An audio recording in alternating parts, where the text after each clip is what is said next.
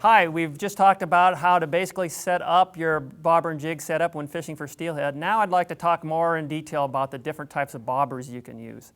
And my general principle is I like to use the smallest bobber possible when steelhead fishing. And so as you can see here, there's a whole variety of bobbers you can use when fishing.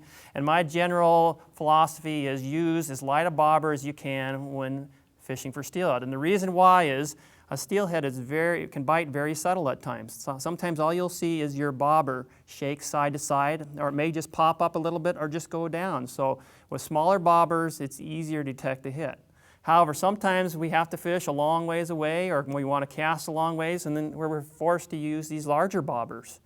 And this will allow us to see hits. One of the nice things that I like to have in a bobber is to have two tones of color.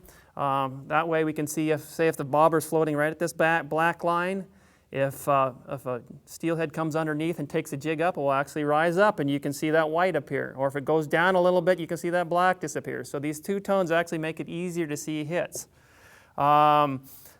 We also have types, these little stems that you can actually stack bobbers on top of. It will actually allow you to make your bobbers more buoyant or less buoyant. So you can just take it off like this, or you can just put it back on.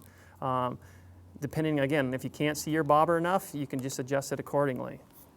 So another thing to realize when we're bobber fishing is you want it to float appropriately. Ideally, you want the bobber to float right in the middle. Again, because sometimes the bobber, if it rises, you can see the hit, or if it sinks, it can see a hit. If you have so much weight on it that only the top part of the bobber is showing, a little wave may make it go under, and it's hard to determine if you're getting a hit. So the way to help make it sure your bobber is floating the right depth is based on the type of sinkers you put on. So you can put a whole variety of sinkers. Say you put one of these sinkers on and your bobber still is floating too high, you can add weights. One of the type of weights is these twist-on weights. You just put it on your string and twist it on. You can put split shot on.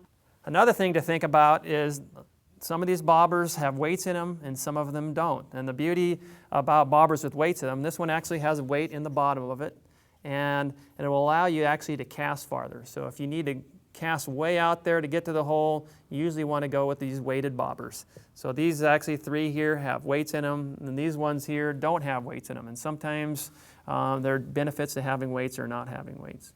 Another thing to think about is if you need to cast a long ways, sometimes you want to get these more aerodynamic bobbers. They actually fly a lot better and you can cast a lot farther.